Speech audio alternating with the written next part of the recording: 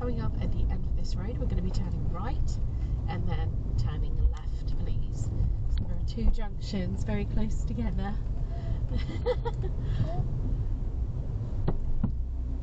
So he needs to go into there. Good, well done. Give him a little wave.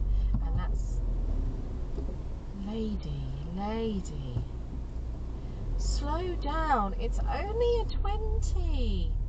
Sorry, what way did you say? Turning right. Yeah, sorry about that. It's alright. She looks angry. Yeah, well, she needs to slow down. Just be sure that all of these people are coming into the road that we were trying to get out of and left here.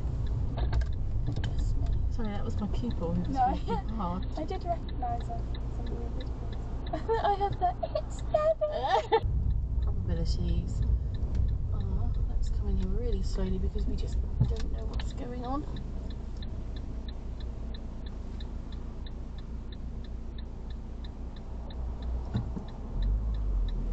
Prime example of why we do this slowly and why we don't park on junctions, young man. Making him scolding.